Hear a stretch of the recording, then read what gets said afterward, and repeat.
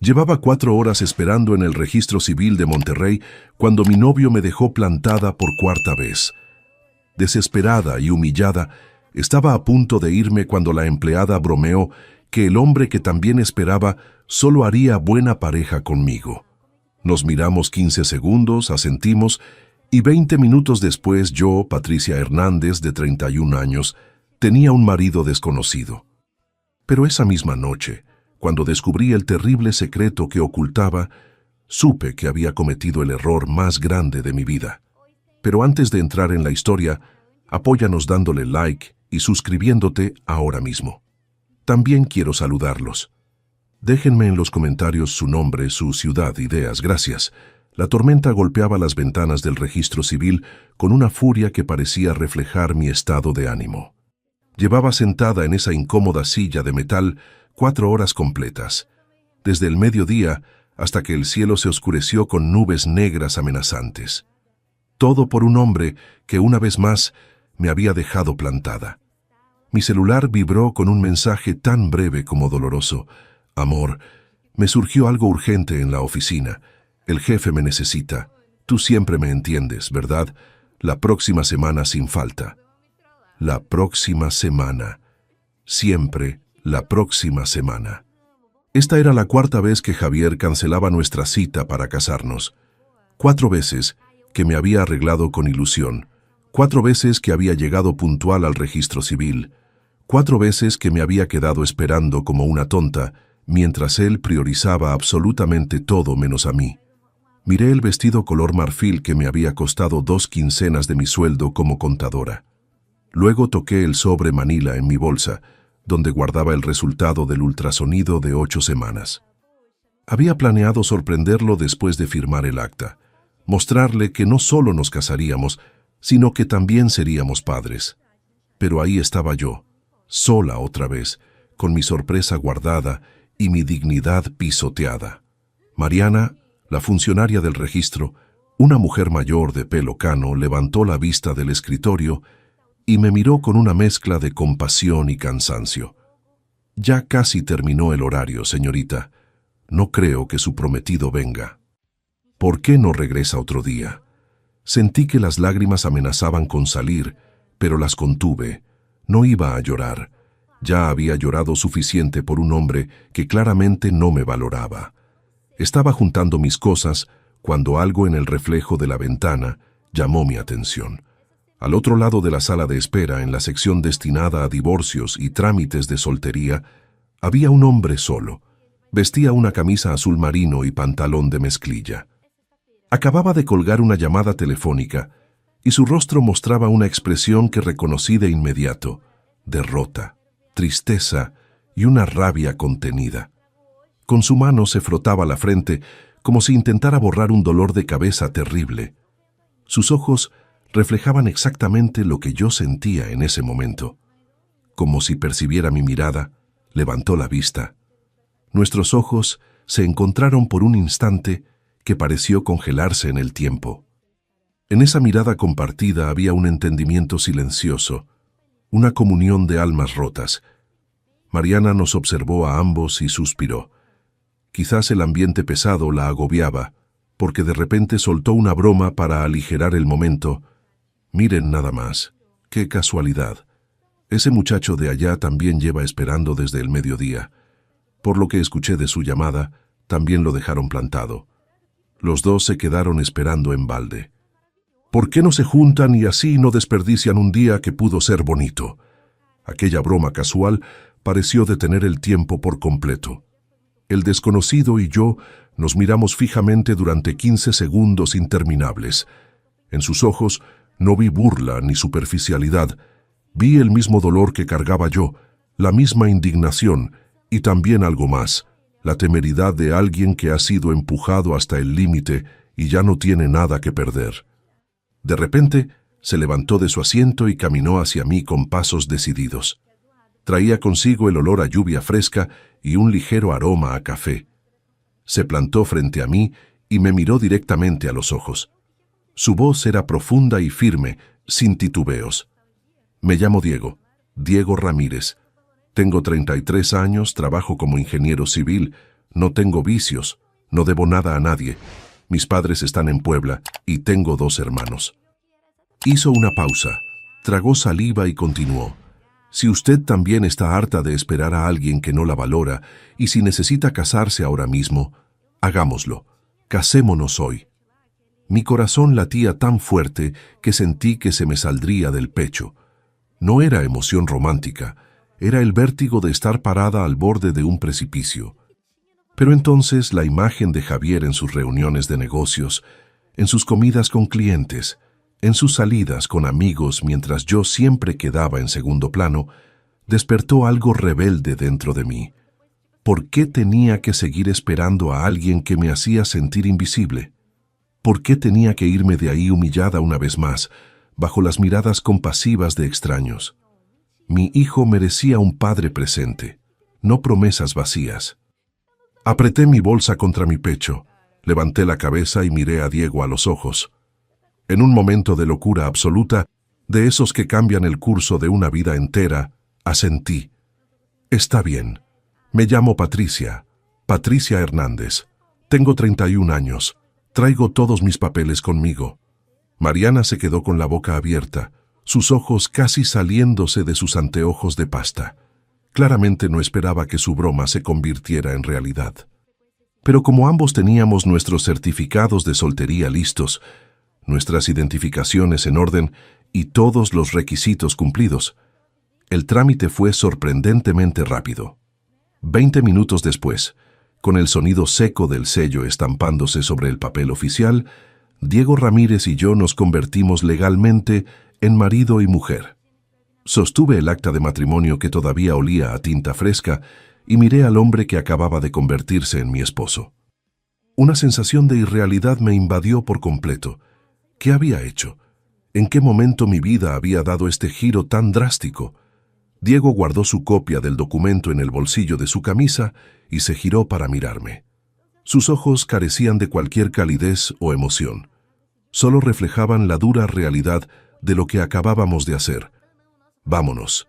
Ya no hay vuelta atrás. Salimos del registro civil bajo la lluvia torrencial. El agua fría me golpeaba la cara, pero apenas la sentía. Mi mente estaba aturdida, procesando lo que acababa de suceder. Había entrado a ese lugar como la novia abandonada de Javier. Salía como la esposa legal de un completo desconocido. Diego me llevó a su camioneta, una pick-up blanca, algo vieja pero limpia. Manejó en silencio por las calles mojadas de Monterrey mientras yo miraba por la ventana, preguntándome si había perdido la razón por completo. Finalmente llegamos a un edificio de departamentos en la colonia del Valle. No era lujoso, pero tampoco era malo. Clase media trabajadora. Subimos al tercer piso sin decirnos una palabra. El departamento de Diego era pequeño y austero. Las paredes blancas estaban desnudas, sin fotografías ni decoraciones. Los muebles eran básicos y funcionales. Un sillón gris, una mesa de madera sencilla, una televisión pequeña. Todo estaba limpio pero impersonal, como si nadie realmente viviera ahí, como si fuera solo un lugar para dormir. Esta era mi noche de bodas. Sin velas, sin música, sin flores, sin promesas de amor eterno. Solo el silencio incómodo de 2 extraños que acababan de unir sus vidas por un pedazo de papel y un arranque de desesperación. Diego fue a la cocina y volvió con un vaso de agua. Lo dejó sobre la mesita frente a mí y se sentó en la silla del otro lado manteniendo una distancia respetuosa. Me miró con seriedad. Creo que tenemos que hablar con honestidad. Bebí un sorbo de agua. Mi garganta estaba seca. Asentí esperando lo que vendría. Diego se reclinó en la silla y suspiró profundamente. Su voz se volvió más grave, cargada de un peso que no podía ocultar. Mi hermana pequeña está muy enferma. Tiene leucemia en etapa avanzada. Los médicos dicen que necesita un trasplante urgente de médula ósea. Me quedé helada. El vaso tembló en mi mano. Diego continuó, su mirada perdida en algún punto del piso. Encontramos un donante compatible en el extranjero, pero el procedimiento cuesta una fortuna. El seguro no cubre todo. Necesito el dinero urgentemente o mi hermana va a morir. Cada palabra era como una piedra pesada cayendo en un lago tranquilo creando ondas que alteraban toda la superficie. Mi prometida. Diego hizo una pausa amarga. Mi ex prometida me dejó hace 2 meses cuando se enteró de la enfermedad de mi hermana. Dijo que no quería atarse a una familia con problemas económicos y médicos tan graves. Miré al desconocido sentado frente a mí y sentí una mezcla de compasión y miedo. Detrás de su decisión impulsiva de casarse había una tragedia familiar, un amor fraternal desesperado. Había aceptado casarse conmigo no por locura, sino por necesidad. Y lo peor era que yo también lo estaba engañando. Mi audacia en el registro civil ahora se revelaba como una carga real que me aplastaba. No podía seguir mintiendo a un hombre decente que estaba en una situación tan límite. Mi conciencia no me lo permitiría. Respiré hondo, reuní todo mi valor, puse una mano sobre mi vientre todavía plano y dije con voz temblorosa pero firme: Diego, yo también tengo que decirte algo. Estoy embarazada, de 8 semanas, es de mi exnovio. El silencio que siguió fue absoluto y aterrador. Amigos, cada historia que les cuento sale todos los días, pero YouTube solo se las mostrará si tocan el botón rojo de suscribirse. Toquen suscribirse, activen la campanita y nunca se perderán una historia. Gracias. Agaché la cabeza, sin atreverme a mirarlo a los ojos. Esperaba gritos, insultos, que me echara de su casa inmediatamente, pero no hubo explosión de ira, solo el sonido rítmico de sus dedos tamborileando sobre la mesa de madera, creando un eco hueco en el silencio. Después de lo que pareció una eternidad, Diego habló. Su voz no contenía la rabia que yo había anticipado, solo una amargura profunda y resignada. Mi ex probablemente también está embarazada del tipo con el que me dejó. Realmente somos 2 idiotas a los que tiraron a la basura. Levanté la vista sorprendida. En sus ojos vi resignación, tristeza, pero ni un rastro de desprecio hacia mí. Diego se inclinó hacia adelante, sus codos sobre las rodillas, y me hizo una propuesta que jamás hubiera imaginado. Tú necesitas un apellido y un padre para ese bebé. Yo necesito una esposa para poder calificar para ciertos apoyos y créditos que solo dan a familias, y también para que mi familia no se preocupe más de la cuenta con todo lo de mi hermana. Mantengamos este matrimonio. No te voy a poner las cosas difíciles, ni voy a permitir que nadie les haga daño a ti o a tu hijo.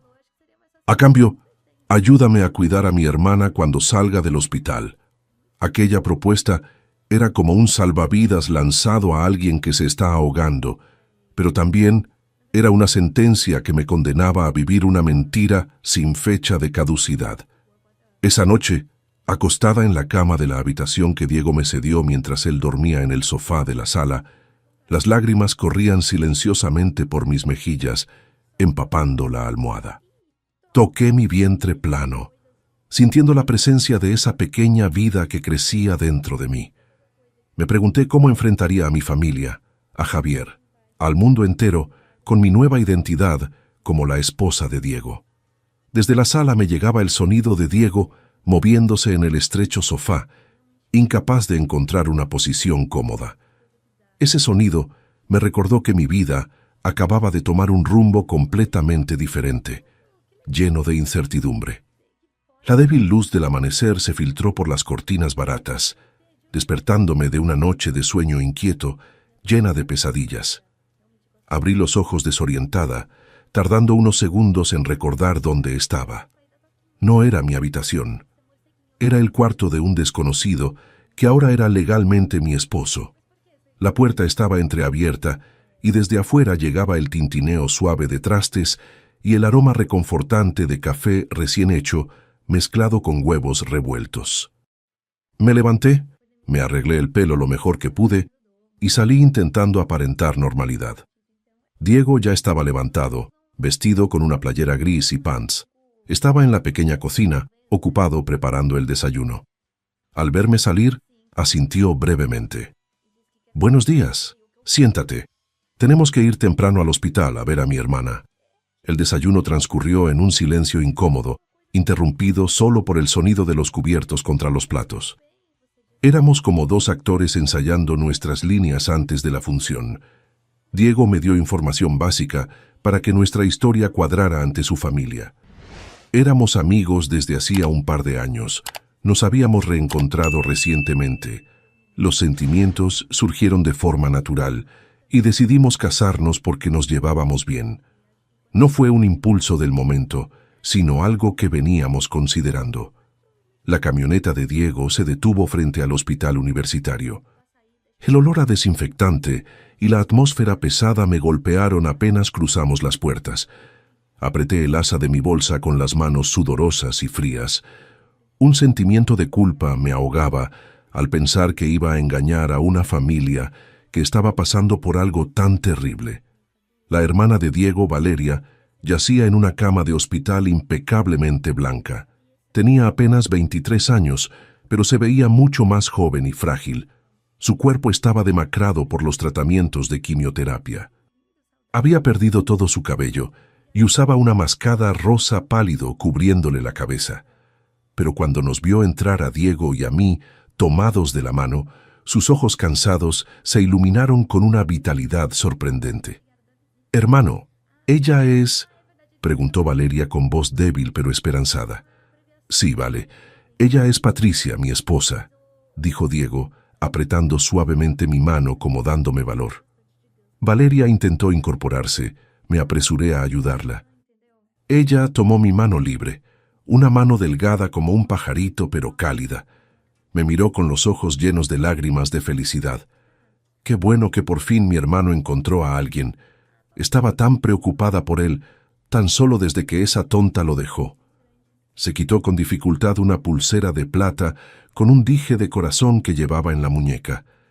Insistió en ponérmela. Esto me lo regaló mi abuela antes de morir. Quiero que tú lo tengas. Cuida mucho a mi hermano, ¿sí? Él es muy bueno, pero a veces no sabe cómo pedir ayuda. Sosteniendo la pulsera y viendo su sonrisa sincera, llena de esperanza, las lágrimas brotaron sin control. No lloré solo de emoción, sino también de vergüenza ante la honestidad de aquella chica que luchaba por su vida. Al salir del hospital, mi ánimo estaba por los suelos. El peso de la mentira me aplastaba. Mi celular comenzó a sonar insistentemente en mi bolsa. Era Javier. Su nombre en la pantalla hizo que mi corazón se encogiera de dolor mezclado con ira. Miré a Diego y él asintió indicándome que contestara. Respiré hondo y deslicé el dedo para aceptar la llamada. ¿Dónde andas, Patty? Voy por ti para que comamos juntos y compensar lo de ayer. Me quedé dormido después de unas copas con los del trabajo. Ya sabes cómo es. La voz de Javier sonaba despreocupada y casual, como si dejarme plantada en el registro civil fuera algo tan insignificante como olvidarse de comprar leche. La rabia acumulada de meses estalló dentro de mí. Respondí con una frialdad que yo misma no reconocí en mi voz. No hace falta, Javier. Estoy ocupada disfrutando mi luna de miel. Hubo un segundo de silencio al otro lado de la línea, seguido de una risa incrédula. Ay, amor, otra vez enojada. ¿Cuál luna de miel? Ya no juegues. No dije nada más. Saqué mi celular, tomé una foto del acta de matrimonio roja que traía en mi bolsa y se la envié por WhatsApp. Luego colgué. Menos de 2 minutos después, mi teléfono explotó con mensajes de Javier llenos de rencor y amenazas. ¿Qué hiciste, estúpida? ¿Te casaste con otro? Estás embarazada de mí, hijo. No vas a poder escaparte de mí. Te veo ahora mismo, o voy a tu trabajo y armo un show que nunca vas a olvidar. Diego alcanzó a ver la pantalla de mi celular. No preguntó mucho. Simplemente arrancó la camioneta, su mandíbula tensa. Súbete. Te llevo a esa cita. Ahora eres mi esposa legalmente y no voy a permitir que nadie te intimide, aunque sea el padre de tu bebé. La cafetería estaba en una esquina tranquila, cerca de mi oficina. A esa hora de la mañana estaba casi vacía. Javier ya estaba ahí esperando. Su aspecto era deplorable. Camisa arrugada, ojos rojos e hinchados, barba de varios días sin rasurar. Al vernos entrar juntos a Diego y a mí, su mirada brilló con sorpresa, que rápidamente se transformó en desprecio. Se recargó en la silla con aire de superioridad. Siéntate, Patricia, y dile a tu nuevo maridito de utilería que se vaya. Esto es entre tú y yo. Diego no se inmutó ante el insulto. Con calma me acercó una silla y se sentó tranquilamente a mi lado, pidiendo un café al mesero. Su serenidad contrastaba brutalmente con la agresividad de Javier. Miré fijamente al hombre con quien había compartido 2 años y medio de mi vida. Le pregunté con una frialdad que no sabía que poseía. ¿Para qué me citaste, Javier? Si es para decir tonterías, no tengo tiempo. Javier sonrió con desdén, inclinándose hacia adelante sobre la mesa. No seas infantil, Patty. Sé que estás enojada por lo de ayer, pero tengo mis razones.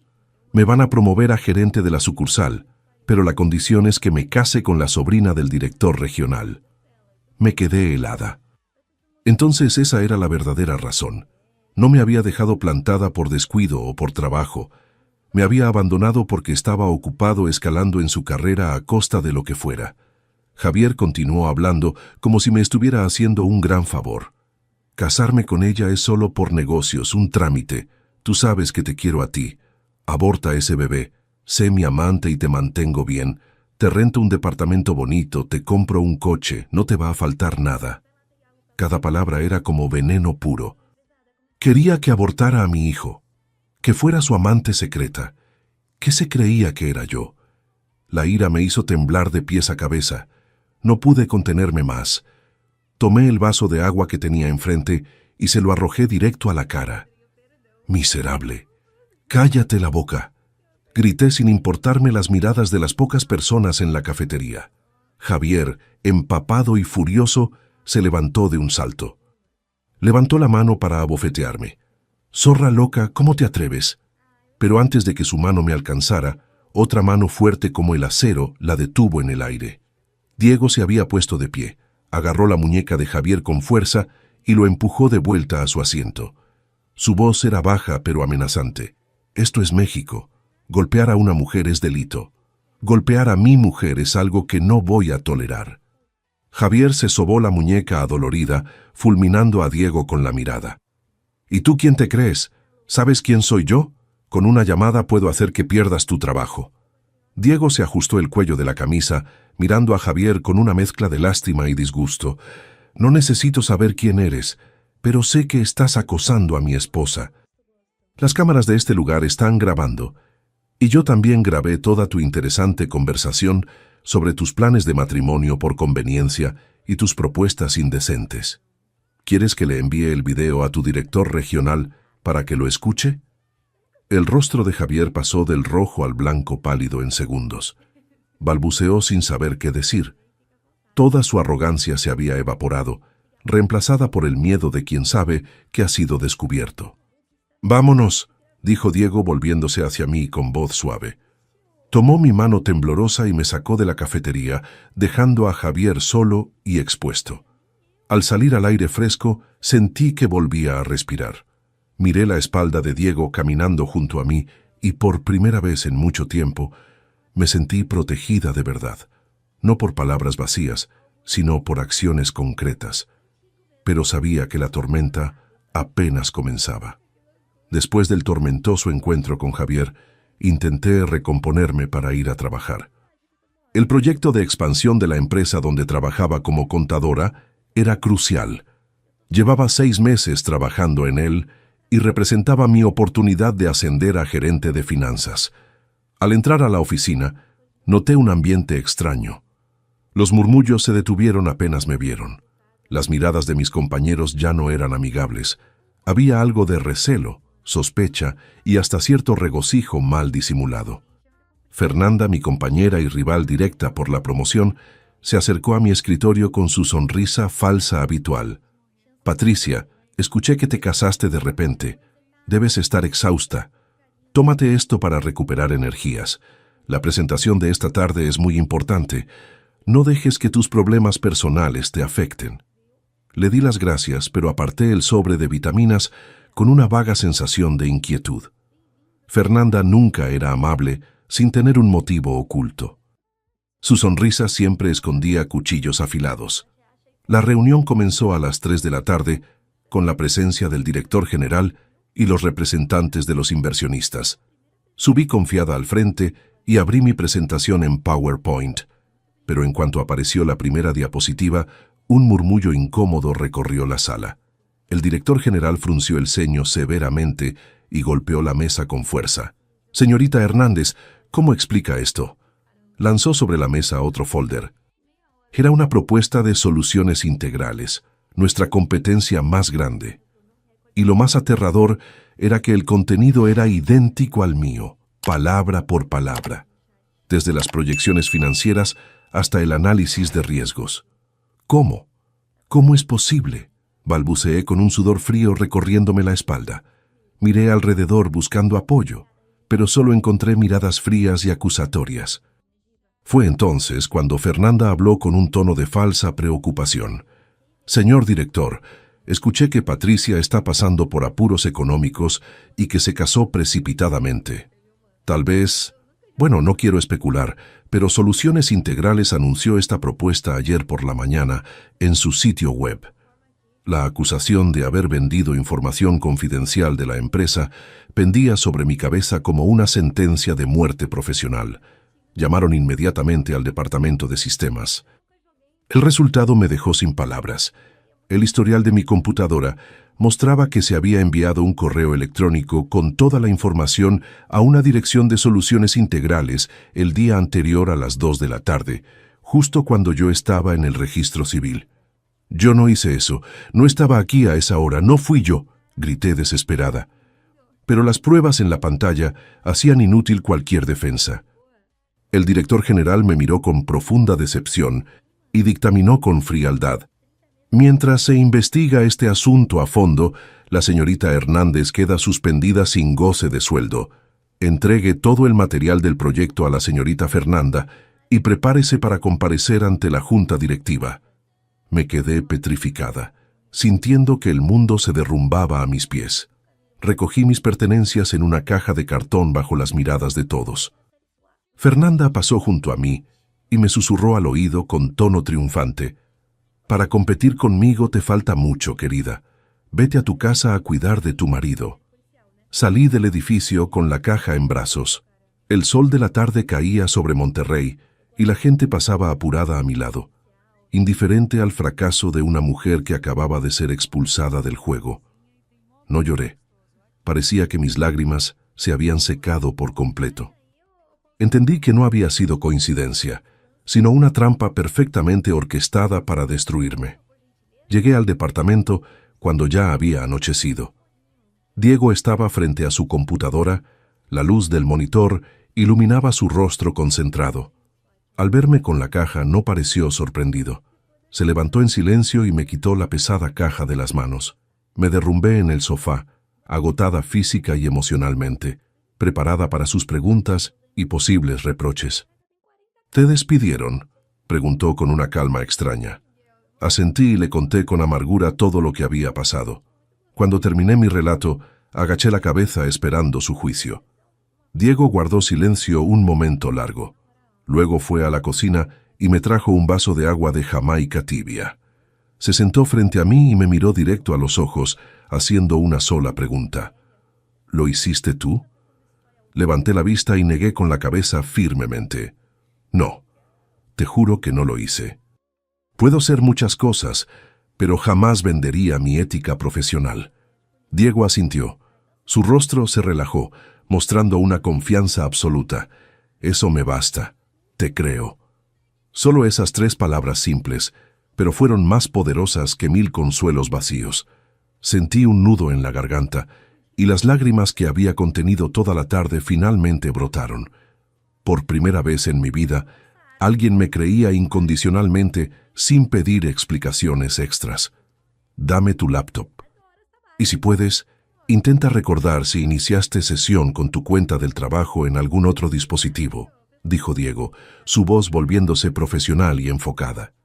Recordé que Diego era ingeniero en sistemas además de civil. Rápidamente le entregué mi computadora personal. Sus dedos volaban sobre el teclado mientras líneas de código corrían por la pantalla a una velocidad impresionante. «La seguridad de tu empresa es bastante débil», comentó después de unos minutos. «Instalaron un keylogger en tu computadora de la oficina, probablemente a través de una memoria USB o un link que abriste sin darte cuenta. Este tipo de software registra todo lo que tecleas, incluyendo contraseñas. Tecleó un poco más y luego señaló una dirección IP en la pantalla. Aquí está el rastro del acceso no autorizado. El correo no se envió desde tu computadora de la oficina directamente, sino de forma remota a través de un servidor proxy para ocultar la IP real. Pero quien lo hizo cometió errores de principiante. Se olvidó de borrar los registros del sistema en tu laptop al sincronizar automáticamente los datos en la nube. Diego continuó rastreando durante aproximadamente 40 minutos. Finalmente suspiró aliviado y giró la pantalla hacia mí. Encontré la dirección IP original. Proviene de un café internet que está justo enfrente de tu oficina. Acceso realizado exactamente a la hora que muestran los registros. Y lo más importante, recuperé un fragmento de chat que el spyware capturó accidentalmente cuando sincronizaba datos. En la pantalla había una captura de pantalla borrosa, pero legible de una conversación de WhatsApp. El remitente era identificado como Faircorp y el destinatario como Javi GM. El mensaje era breve pero revelador. Ya mandé todo el material a Soluciones Integrales como acordamos. No olvides transferirme lo que falta. Patricia está acabada. Miré la pantalla horrorizada. No solo Fernanda estaba detrás de esta conspiración. También Javier había participado activamente en destruir mi carrera y mi reputación. No solo quería que abortara a su hijo, también quería hundirme completamente, quitarme mi trabajo, mi honor, mi futuro. Diego tomó mi mano helada entre las suyas. Ya tenemos las pruebas que necesitas. Mañana te acompaño a tu empresa. El calor de sus manos me reconfortó. Lo miré sintiendo una gratitud inmensa que no podía expresar con palabras. En medio de la peor tormenta de mi vida, había encontrado un puerto seguro e inesperado. Aunque nuestro matrimonio había nacido de la desesperación, resultaba ser extrañamente sincero.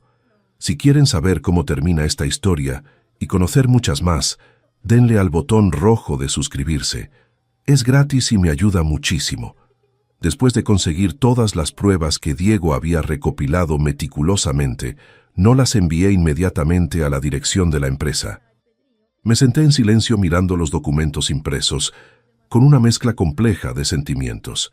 La traición de Fernanda y Javier me repugnaba profundamente, pero al pensar en la situación de Fernanda, dudé por un momento. Fernanda era madre soltera. Su hijo de 7 años tenía problemas graves de riñón y necesitaba diálisis constante. Todo el mundo en la oficina lo sabía.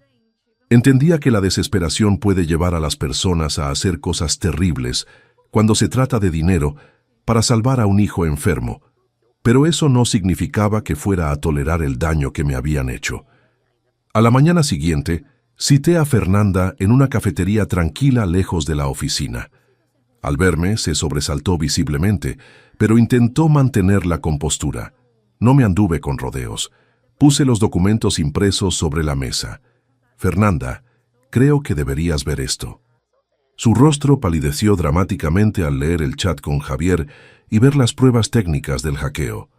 Se cubrió la cara con las manos temblando. Sus hombros se sacudían con sollozos contenidos. Patricia, lo siento muchísimo. No tenía otra opción. Mi hijo necesita el dinero para sus tratamientos urgentemente. Javier me ofreció 50,000 pesos si lo hacía. 50,000 pesos que me permitirían pagar los próximos 6 meses de diálisis. La miré con una mezcla de lástima e indignación. 50,000 pesos. Ese fue el precio de tu conciencia y de mi carrera. Pero, Fernanda, ¿pensaste en lo que me pasaría a mí? ¿En cómo esto afectaría mi vida y la de mi bebé? Porque yo también estoy embarazada. Sus ojos se abrieron con shock genuino. Claramente no sabía ese detalle. Por salvar a tu hijo, ¿querías destruir al mío y a mí? Continué, mi voz quebrándose. Fernanda me miró con los ojos llenos de arrepentimiento y terror. Me equivoqué horriblemente. Lo siento de verdad. Haz lo que quieras conmigo, pero por favor no llames a la policía. Si voy a la cárcel, mi hijo se quedará completamente solo. No tiene a nadie más. Su súplica de madre me ablandó el corazón a pesar de todo. Te doy dos opciones, Fernanda. Primera opción, envío todo esto a la Dirección General, a Recursos Humanos y a la policía. Segunda opción, vas tú misma, confiesas todo voluntariamente y testificas para limpiar mi nombre por completo. Si eliges la segunda, pediré que consideren circunstancias atenuantes y que no te procesen penalmente. Fernanda me miró asombrada, quizás sin esperar que le diera una salida. Lo haré, confesaré todo. Gracias, Patricia. Gracias por no destruirme completamente. El lunes por la mañana, en la tensa sala de juntas de la Dirección General, Fernanda confesó todo públicamente. El director, con el rostro serio y visiblemente decepcionado, se volvió hacia mí.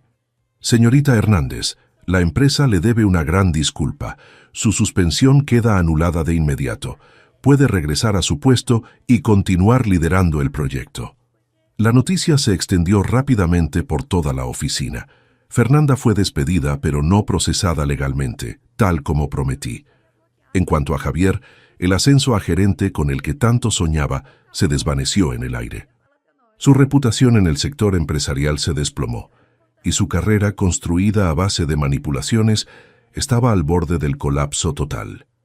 Esa noche, mientras Diego y yo cenábamos tranquilamente, unos golpes violentos y fuertes resonaron en la puerta del departamento. Era Javier gritando como un loco desquiciado. «Patricia, sal de ahí, maldita. ¿Cómo te atreves a arruinarme la vida?» Me asusté terriblemente. Diego me indicó con un gesto que me quedara quieta y en silencio. Se acercó a la puerta, miró por la mirilla y sacó su celular. Con absoluta calma comenzó a grabar un video y gritó a través de la puerta. «Javier, te aconsejo que te calmes y te vayas inmediatamente. Estás alterando el orden público y asustando a los vecinos. Abre la maldita puerta o los mato a los dos», siguió gritando Javier, pateando la puerta con fuerza. Estaba claramente borracho o había perdido completamente la razón. Diego, sin inmutarse, no abrió la puerta ni usó la fuerza física. En lugar de eso, llamó al administrador del edificio y a la policía municipal. En menos de 5 minutos, el escándalo cambió de tono. Los vecinos, gente trabajadora y honesta, salieron al pasillo del edificio. La voz firme del señor Gutiérrez, el administrador, resonó. «Oiga, joven, ¿qué hace armando este escándalo? ¿Quiere que llame a la patrulla?» Javier, por muy agresivo que fuera, se acobardó ante la comunidad entera mirándolo con desaprobación. Al ver a 2 policías subiendo las escaleras, se cubrió la cara con las manos y huyó tambaleándose escaleras abajo. Diego abrió la puerta, agradeció a todos los vecinos por su apoyo y cerró con seguro. Lo vi relajarse finalmente y luego me abrazó. Un abrazo fuerte, protector y cálido. «Ya pasó todo. Estoy aquí. Nadie te va a hacer daño», me susurró. Apoyé mi cabeza en su pecho, sintiéndome completamente segura por primera vez en mucho tiempo. Javier había mostrado su verdadera cara de cobarde. Y Diego, mi esposo de circunstancias, resultaba ser la fortaleza que me protegía de todas las tormentas. Los días pasaron con relativa paz después de esos eventos traumáticos. Una tarde lluviosa, apenas 2 semanas después, llegó una terrible noticia del hospital universitario. La condición de Valeria había empeorado drásticamente. La leucemia se había vuelto más agresiva. Los médicos le daban apenas días de vida si no conseguían el trasplante urgentemente. Diego y yo prácticamente vivimos en el hospital durante esos días terribles, turnándonos para estar con Valeria. Ver cómo la vida se escapaba lentamente de su cuerpo frágil me partía el corazón en pedazos. En un momento de lucidez, en medio de tanto sufrimiento, Valeria me llamó con su voz débil. Sacó de debajo de su almohada una pequeña libreta de ahorros del banco y me la puso en la mano con esfuerzo. «Patricia, esto es todo lo que he ahorrado trabajando los veranos. No es mucho, pero quiero que lo uses para el bebé que esperas». Tomé la libreta mientras las lágrimas corrían por mi rostro. Negué con la cabeza. «No, Valeria, esto es tuyo. Guárdalo». Ella sonrió débilmente. «No seas tonta. Sé perfectamente cómo estoy. También sé que ustedes se casaron rápido por muchas razones complicadas. Me quedé helada. Miré a Diego y él también bajó la cabeza con los hombros temblando. Aquella chica lo sabía todo. Había notado nuestra incomodidad inicial, la formalidad forzada de nuestros gestos, pero nunca nos había confrontado. Había tolerado nuestra mentira porque confiaba en algo más profundo. Pero veo que eres una buena persona, Patricia, continuó Valeria apretando mi mano. Mi hermano es medio cerrado y tosco, pero tiene el corazón más noble del mundo. El destino los unió de una forma extraña, pero la felicidad depende de lo que hagan ustedes con esa oportunidad. Por favor, cuídalo mucho por mí cuando yo ya no esté. Sus últimas palabras fueron como un encargo sagrado, uniendo mi vida permanentemente a la del hombre arrodillado junto a su cama. Valeria nos miró por última vez con los ojos llenos de amor fraternal puro, luego los cerró lentamente. Su mano en la mía se relajó completamente y el monitor cardíaco emitió un pitido largo, continuo y estridente que anunciaba el final de una vida joven. El funeral de Valeria se realizó en un día de lluvia torrencial. Vestida de negro, de pie junto a Diego bajo un paraguas compartido, recibí el pésame de familiares y amigos. Lloré por ella como si fuera mi propia hermana, porque en esas pocas semanas había recibido de Valeria un afecto genuino que me había faltado.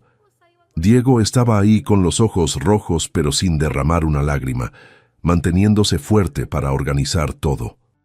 Ver su figura solitaria y resiliente, entre el humo del incienso y las flores, me llenó de una compasión y un cariño inmensos.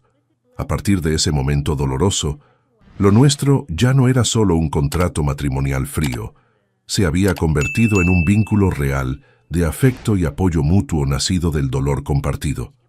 Pero apenas 3 días después del funeral, cuando el dolor aún era tan fresco y reciente, otra tormenta devastadora se desató sobre nosotros sin piedad. Esa mañana temprano, mientras Diego encendía una veladora en el pequeño altar que había armado para Valeria, tocaron la puerta con insistencia. Abrí y me encontré con 2 agentes judiciales y un hombre de traje. Sus rostros eran serios y fríos como el hielo. ¿Se encuentra en casa el señor Diego Ramírez? Tenemos una orden de aprehensión por fraude y evasión fiscal. El agente me mostró un documento oficial con un sello rojo. Sentí que el mundo se tambaleaba bajo mis pies. Diego salió al escuchar las voces, sorprendido pero recuperando la compostura rápidamente. No se resistió al arresto, solo se volvió hacia mí con una mirada de remordimiento y preocupación profunda. Patricia, quédate tranquila en casa, no te preocupes por mí. Voy a aclarar todo esto. Cierra bien la puerta y no abras a nadie. La patrulla se llevó a Diego esposado, dejándome clavada en el umbral de la puerta, incapaz de procesar lo que acababa de suceder. Pero la pesadilla no terminó ahí. Al mediodía, un grupo de hombres con aspecto amenazante llegó al edificio. Golpearon la puerta con furia, arrojaron pintura roja sobre la puerta metálica y pegaron por todo el pasillo notas de cobranza con insultos escritos. ¿Dónde está Diego Ramírez? Que pague lo que debe, no se va a esconder. Los gritos resonaron por todo el edificio, aterrorizando a los vecinos. Me acurruqué en la habitación completamente aterrorizada, abrazando mi vientre instintivamente. Fue en ese momento, cuando la terrible verdad se reveló ante mí. Diego arrastraba una deuda enorme. Imaginé que había pedido prestado dinero a prestamistas para pagar los costosos tratamientos experimentales de Valeria, medicamentos que el seguro no cubría. Había sacrificado literalmente todo, su futuro, su libertad, su seguridad, por intentar salvar a su hermana. Mi teléfono sonó. Era Rocío, mi mejor amiga desde la universidad. Patricia, ¿dónde estás? Escuché que quebraron la empresa de Diego. Los acreedores lo están buscando por todas partes. Recoge tus cosas esenciales y vente a mi casa. Es peligroso que te quedes ahí. Metí algo de ropa y documentos importantes en una mochila. Me puse una gorra y lentes oscuros y salí sigilosamente por la escalera de emergencia, tratando de no ser vista. En la calle me sentí como una fugitiva. Mi esposo arrestado, mi hogar asediado, embarazada y sin saber qué sería de mi futuro. pero sabía con certeza absoluta que no podía rendirme. Tenía que encontrar la forma de salvar a Diego, de ayudar al hombre que había arriesgado todo por amor a su familia. Esa misma noche, Rocío y yo nos colamos en la oficina clausurada de la empresa de Diego. Gracias a un favor que el tío de Rocío le había hecho al viejo vigilante del edificio, conseguimos entrar por la puerta trasera durante 20 minutos. El lugar estaba completamente desolado y oscuro. Sin encender las luces principales, usamos las linternas de nuestros celulares. Fui directa a la oficina personal de Diego, recordando algo que él había mencionado una vez mientras hablábamos. Detrás de un cuadro con paisaje, había una pequeña caja fuerte empotrada en la pared. Introduje temblorosa la fecha de nacimiento de Valeria como contraseña. La puerta se abrió con un clic suave. Dentro no había dinero ni joyas, solo un montón de papeles y un diario de piel café gastado. Lo abrí con manos temblorosas. Era el diario personal de Diego. En él relataba con detalle desgarrador su lucha desesperada por salvar a Valeria. El doctor dice que un nuevo tratamiento experimental podría darle 6 meses más de vida, tal vez 1 año, pero cuesta una fortuna absoluta. Vendí mi coche, hipotequé el departamento, pero aún no es suficiente. En otra página su letra era temblorosa y desesperada. Don Mauricio Vega, el tío de Javier, me ofreció un préstamo de su financiera Crédito Fácil. Sé perfectamente que es una trampa, un préstamo con intereses usureros y legales, pero no tengo ninguna otra opción. Valeria sufre cada hora que pasa sin el tratamiento. Las lágrimas empañaron las palabras mientras leía. Vi a Diego completamente solo en las noches, debatiéndose entre su honor personal y la vida de su hermana pequeña. Los contratos que encontramos en la caja fuerte confirmaban la trampa perfecta. Préstamos que se habían documentado inicialmente como comerciales, pero que luego fueron convertidos maliciosamente en deudas personales, con intereses estratosféricos que se duplicaban cada mes. Diego no era un estafador ni un defraudador.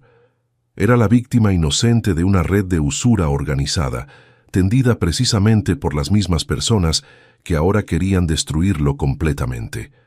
Javier y su tío, aprovechándose del amor desesperado de un hermano. «Mira esto, Patricia». Rocío me mostró otros documentos cruciales. Eran los comprobantes y recibos de todas las transferencias bancarias del dinero prestado, enviado directamente al hospital para pagar facturas médicas y medicamentos. Ni un solo peso había ido a su cuenta personal o se había gastado en otra cosa. Abracé el diario y los papeles contra mi pecho. Mi esposo, a quien alguna vez consideré un extraño, había soportado una tormenta terrible completamente solo, sin decirme nada para no preocuparme. Ahora me tocaba a mí luchar por él con todo lo que tenía. Regresé a casa de Rocío a las 3 de la madrugada, pero no tenía sueño. La indignación y la determinación me mantenían completamente despierta. A la mañana siguiente temprano, reuní todas las joyas que mi abuela me había heredado, junto con mis pequeños ahorros destinados al bebé, y vendí absolutamente todo. No sentí ni el menor arrepentimiento, aunque ese dinero representaba mi seguridad. Pero no era suficiente para contratar a un buen abogado penalista y cubrir las exigencias mínimas de la investigación. Fui directamente a la oficina de mi jefe en la empresa. Le pedí un adelanto de 1 año completo de mi sueldo, sabiendo que era una petición enorme. Mi jefe me miró con preocupación genuina. «Patricia, ¿has pensado bien esto? Tu esposo enfrenta acusaciones muy graves. Es muy probable que vaya a prisión varios años. Invertir todo tu dinero en esto puede ser tirarlo a la basura. Tienes que pensar en el bebé que viene en camino». Le respondí con la cabeza en alto y voz firme. «Señor, él no es ningún estafador. Solo es un buen hermano que fue acorralado por circunstancias terribles. Si lo abandono ahora cuando más me necesita, me arrepentiré cada día del resto de mi vida». Con ese dinero contraté al mejor abogado penalista de Monterrey, altamente recomendado por el tío abogado de Rocío. El día de la visita conyugal en el reclusorio, me levanté antes del amanecer. Preparé con mis propias manos caldo de res con verduras, la comida favorita de Diego según me había contado. Al verlo a través del grueso cristal de la sala de visitas, apenas lo reconocí. Estaba terriblemente demacrado, con la cabeza rapada por protocolo, ojeras profundísimas, pero al verme entrar, en sus ojos brilló esa misma preocupación por mí que siempre mostraba. «Patricia, ¿qué haces aquí? Te dije que no te preocuparas por mí». Su voz estaba ronca de tanto no hablar. «Vete, divórciate de mí. Yo firmaré los papeles sin problema. Eres joven, tienes toda una vida por delante. No dejes que los antecedentes de un criminal te afecten a ti y al bebé». Lo miré sonriendo entre lágrimas que no podía contener. Puse mi mano acariciando mi vientre contra el cristal que nos separaba. «Escúchame muy bien, Diego. Vendí todo lo que tenía. Pedí un adelanto de 1 año de sueldo. Contraté al mejor abogado de la ciudad. No necesito un expediente limpio. Necesito un padre para mi bebé. Necesito un esposo que se sacrifica por su familia. No te atrevas a rendirte ahora. Tienes que salir de aquí para pagarme esta deuda. Una deuda de gratitud que durará toda nuestra vida». Diego se quedó en silencio absoluto. Sus hombros comenzaron a temblar incontrolablemente. Bajó la cabeza intentando ocultar sus lágrimas de un hombre destrozado. En ese momento, en la atmósfera opresiva y fría del reclusorio, nuestro vínculo se fortaleció de una manera que ningún juramento romántico hubiera podido lograr. El juicio se celebró en un día gris y pesado. En la solemne sala del juzgado, me senté en la primera fila con las manos entrelazadas fuertemente. Rocío me apretaba la mano para darme ánimo. Diego, de pie ante el estrado con su uniforme de reo, parecía frágil físicamente, pero mantenía la espalda recta y digna. El fiscal leyó los cargos con voz monótona. Fraude, apropiación indebida, evasión fiscal, grandes sumas de dinero involucradas. Cada palabra era como un clavo en el ataúd de mi esposo. Cuando llegó el turno de la defensa, nuestro abogado, un hombre mayor, sereno y experimentado, se levantó con calma. Presentó metódicamente al tribunal el diario personal de Diego, todas las facturas del hospital, los recibos de medicamentos y, sobre todo, los contratos fraudulentos de la financiera de don Mauricio. Señorías, el acusado Diego Ramírez nunca tuvo la intención de apropiarse de ningún bien para beneficio personal. Actuó bajo un estado de necesidad extrema para intentar salvar la vida de su hermana menor. Y lo más importante, fue víctima clara de una red organizada de usura disfrazada de servicios financieros legítimos. La sala murmuró con sorpresa cuando el abogado reveló la conexión directa entre Javier y don Mauricio, junto con mensajes de texto que probaban que habían presionado y manipulado a Diego para firmar contratos en blanco, aprovechándose de su desesperación. La mirada del juez presidente se suavizó visiblemente al considerar los atenuantes presentados. Historial impecable, primer delito, motivación por amor familiar y claros esfuerzos por reparar cualquier daño causado. Contuve la respiración cuando el juez anunció: el acusado Diego Ramírez es culpable de un delito menor de administración desleal. Sin embargo, considerando los numerosos y poderosos atenuantes, que fue víctima de una trampa, que no actuó con ánimo de lucro personal y que toda su conducta fue motivada por amor fraternal, este tribunal dicta una sentencia de 3 años de prisión con suspensión condicional de la pena durante un periodo de prueba de 5 años. El acusado queda en libertad inmediata. El mazo golpeó la madera poniendo fin oficial a nuestra pesadilla. Rompí a llorar, abrazando fuertemente a Rocío. Eran lágrimas de alivio y felicidad mezcladas. Diego se volvió para mirarme con los ojos completamente rojos. Aunque su expediente quedaría manchado para siempre, al menos estaba libre y conmigo. Salimos del juzgado bajo un cielo que comenzaba a despejarse. Unos tímidos rayos de sol iluminaban el camino que teníamos por delante. Sabía que estaría lleno de obstáculos y dificultades, pero lo recorreríamos juntos, paso a paso.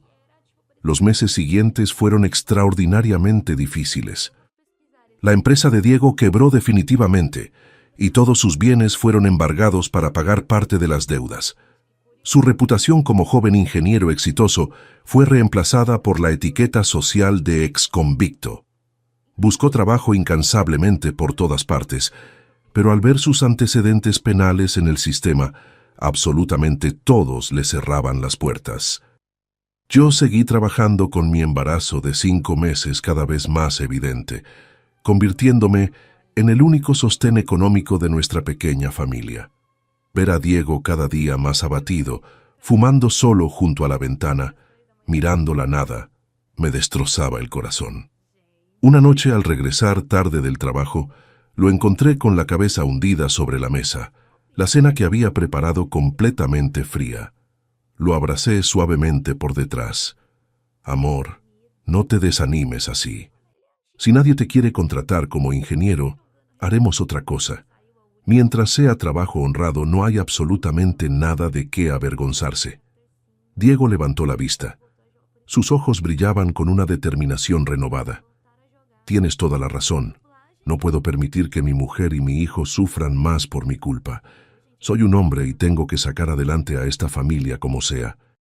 A la mañana siguiente, guardó todos sus trajes en el fondo del closet y se puso el uniforme naranja de una empresa de paquetería. El ingeniero, que solo conocía oficinas con aire acondicionado, ahora se enfrentaba al sol abrasador del verano de Monterrey, repartiendo paquetes por toda la ciudad en una motocicleta. Una vez lo vi por casualidad, entregando un pedido en un lujoso edificio corporativo, sudando a mares, la ropa sucia de polvo del camino. Irónicamente, el destinatario del paquete era un antiguo empleado suyo. El muchacho se quedó completamente helado al ver a su ex jefe vestido de repartidor. Diego, después de un instante inicial de vergüenza, levantó la cabeza con dignidad y sonrió amablemente. Aquí está tu paquete, joven. No olvides darme 5 estrellas en la aplicación. El empleado, visiblemente conmovido por su actitud, recibió el paquete con profundo respeto. Diego se fue en su motocicleta. Su figura se perdió entre el tráfico, pequeña pero increíblemente fuerte. Esa noche me entregó el dinero que había ganado durante la semana, un puñado de billetes arrugados. Sus manos, que antes solo conocían teclados y planos, ahora tenían callos y ampollas. Tomé ese dinero ganado con sudor honesto y sentí que valía más que cualquier fortuna del mundo. Estábamos comenzando de nuevo desde las cenizas, desde cero absoluto, sin fama, sin lujos, sin la vida que alguna vez imaginamos. Pero teníamos algo mucho más valioso, el amor y apoyo incondicional de 2 personas que habían aprendido a confiar profundamente una en la otra. Los meses pasaron lentamente. Mi embarazo avanzó sin complicaciones mayores. Diego trabajaba incansablemente, tomando turnos dobles siempre que podía. Una tarde de domingo, mientras descansábamos juntos en el pequeño departamento que ahora rentábamos, sentí la primera patada fuerte de nuestro bebé. Diego, ven, siente esto. Lo llamé emocionada. Puso su mano sobre mi vientre abultado. Cuando sintió la patadita, sus ojos se llenaron de lágrimas de felicidad pura. Hola, pequeño, soy tu papá. Te prometo que voy a darte la mejor vida que pueda, aunque tenga que trabajar el resto de mis días. Lo abracé fuertemente, sabiendo que habíamos encontrado algo que muchas parejas nunca encuentran. Amor verdadero nacido no de la pasión romántica, sino del apoyo mutuo en los momentos más oscuros. 5 meses después, nació nuestro hijo, un niño hermoso y sano que llenó de luz cada rincón de nuestras vidas. Al mirarlo en mis brazos, con Diego a mi lado exhausto pero radiante de felicidad, recordé aquella tarde lluviosa en el Registro Civil de Monterrey. Ese día, desesperada y humillada, aposté mi futuro completo a un matrimonio con un desconocido. ¿Quién hubiera imaginado que esa apuesta desesperada me traería la familia más hermosa del mundo, un esposo maravilloso y verdadero y una felicidad que nunca supe que existía? A veces, las mejores cosas de la vida nacen de las decisiones más locas, tomadas en los momentos más oscuros, y a veces, el amor verdadero se construye no en días soleados, sino en las tormentas más terribles que la vida nos arroja. Si te gustó esta historia, haz clic en suscríbete y cuéntame en los comentarios qué parte te impresionó. Mañana hay más. Nos vemos allí. Esta narrativa tiene como único propósito inspirar reflexión sobre las relaciones familiares, la importancia de la honestidad emocional, el perdón y el valor del tiempo. No debe interpretarse como consejo médico, psicológico o de ningún otro tipo profesional. Si estás enfrentando una enfermedad grave, conflictos familiares o situaciones emocionales difíciles, busca el apoyo de profesionales cualificados como médicos, terapeutas o consejeros. Este contenido es apto para todo público y cumple con las directrices de contenido familiar de YouTube.